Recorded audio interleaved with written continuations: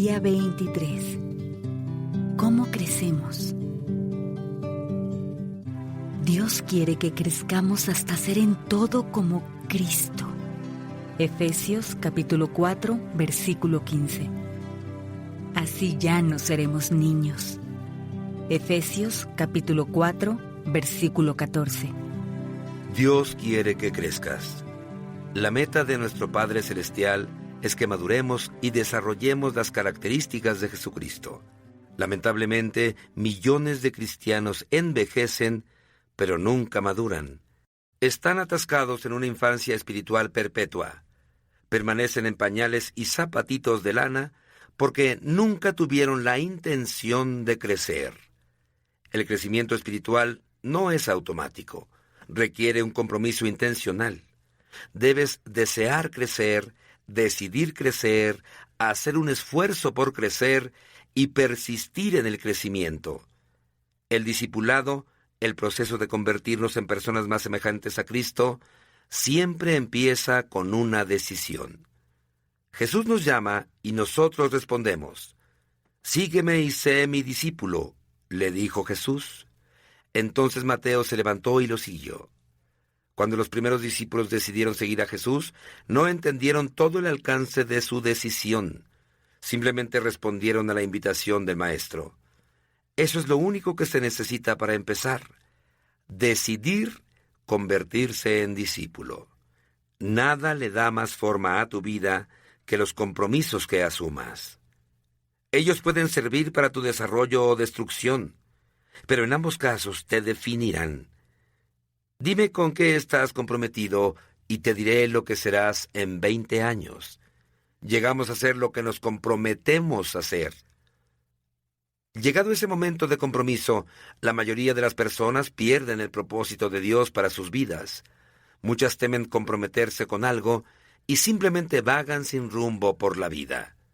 Otras, sin mucho entusiasmo, se comprometen con valores incompatibles y acaban en la frustración y la mediocridad. Otras asumen un compromiso total con metas mundanas, tales como llegar a ser ricas o famosas, solo para terminar defraudadas y amargadas.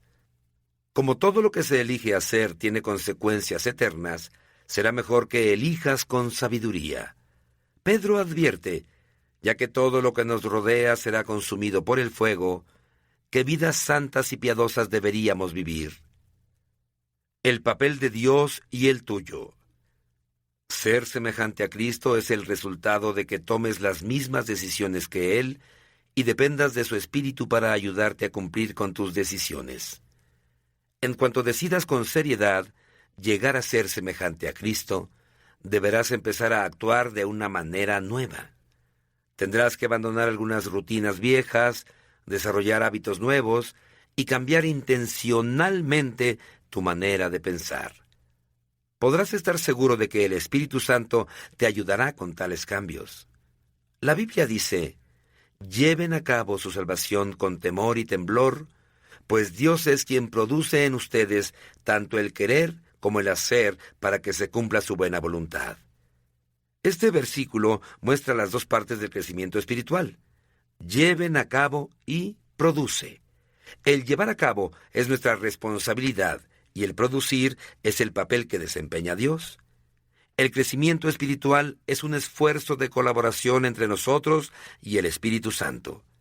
El Espíritu de Dios trabaja con nosotros, no simplemente en nosotros.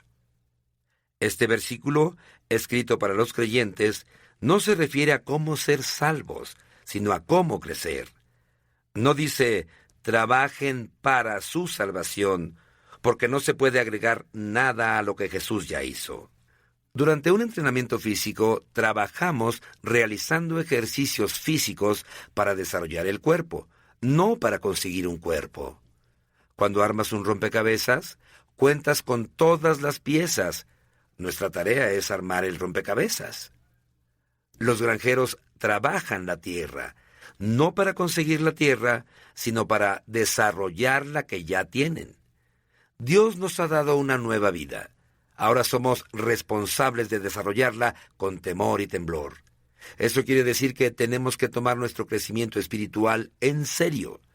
Cuando las personas consideran de manera trivial su crecimiento espiritual, eso muestra que no han entendido los alcances eternos de su decisión, como vimos en los capítulos 4 y 5. Cambia tu piloto automático. Para cambiar tu vida debes cambiar tu manera de pensar. Detrás de todo lo que haces hay pensamientos. Toda conducta es motivada por una creencia y toda acción es incitada por una actitud. Dios reveló esto miles de años antes de que los psicólogos lo entendieran. Tengan cuidado de cómo piensan. La vida es modelada por sus pensamientos. Imagina un paseo en un bote con motor en un lago, con el piloto automático puesto en dirección hacia el este. Si decides dar vuelta atrás y dirigirte al oeste, tienes dos posibles maneras de cambiar el rumbo del barco. Una es tomar el timón y físicamente obligarlo a que se dirija en la dirección opuesta a la que señala el programa del piloto automático. A pura fuerza de voluntad podrías vencer al piloto automático, pero sentirías la resistencia todo el tiempo.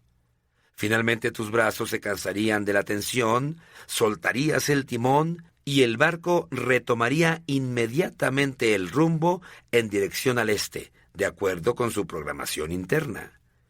Esto es lo que sucede cuando tratas de cambiar tu vida a fuerza de voluntad. Dices, me obligaré a comer menos, haré más ejercicio, dejaré de ser desorganizado e impuntual. Sí, tu fuerza de voluntad puede producir un cambio a corto plazo, pero crea una tensión interior constante porque no has tratado la causa desde su raíz. El cambio no se siente como algo natural, así que finalmente te rendirás, abandonarás la dieta y dejarás de hacer ejercicio. Rápidamente volverás a tus viejos patrones. Hay una manera mejor y más fácil. Cambia el piloto automático tu manera de pensar. La Biblia dice, dejen que Dios los transforme en una nueva persona, cambiando su forma de pensar. El primer paso en el crecimiento espiritual es empezar por cambiar la manera de pensar. El cambio siempre comienza en la mente. La manera en que pienses determinará cómo te sientes y cómo te sientes influirá en cómo actúas. Pablo dijo, debe haber una renovación espiritual de sus pensamientos y actitudes. Para ser como Cristo, debes desarrollar en ti su mente. El Nuevo Testamento le llama a este cambio mental arrepentimiento, que en griego literalmente significa cambiar tu mentalidad. Te arrepientes siempre que cambias tu manera de pensar y adoptas la manera de pensar de Dios. Con respecto a ti mismo, al pecado, a Dios, a otras personas, la vida, tu futuro y todo lo demás. Asumes la actitud de Cristo y su perspectiva. Se nos manda que pensemos del mismo modo en que pensaba Cristo Jesús. Este mandamiento tiene dos facetas. La primera faceta de este cambio mental consiste en dejar los pensamientos inmaduros, que son egoístas. La Biblia dice, no sean niños en su modo de pensar, sean niños en cuanto a la malicia, pero adultos en su modo de pensar. Los niños son por naturaleza completamente egoístas. Solo piensan en sí mismos y sus propias necesidades. Son incapaces de dar, solo pueden recibir. Tienen una manera de pensar inmadura. Por desgracia, muchas personas nunca se desarrollan más allá de ese nivel. La Biblia dice que esta manera egoísta de pensar es el origen de conductas pecaminosas. Los que viven siguiendo sus egos pecaminosos solo piensan en las cosas que su ego pecaminoso desea. La segunda faceta para pensar como Jesús consiste en que empieces a meditar con madurez, enfocándote en otros, no en ti mismo. En su gran capítulo sobre el amor verdadero, Pablo concluyó que pensar en los demás era señal de madurez. Cuando yo era niño, hablaba como niño, pensaba como niño, razonaba como niño. Cuando llegué a ser adulto, dejé atrás las cosas de niño. En la actualidad, muchos suponen que la madurez espiritual se mide por la cantidad de información bíblica y doctrina que uno sepa. Si bien el conocimiento es una medida de la madurez, no es todo lo que se necesita. La vida cristiana es mucho más que credos y convicciones. Incluye la conducta y el carácter. Nuestros hechos deben ser congruentes con nuestros credos, y nuestras creencias deben ser respaldadas con una conducta semejante a la de Cristo. El cristianismo no es una religión ni una filosofía, sino una relación y un estilo de vida.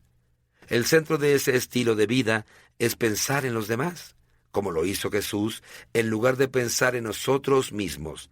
La Biblia dice: cada uno debe agradar al prójimo para su bien, con el fin de edificarlo, porque ni siquiera Cristo se agradó a sí mismo.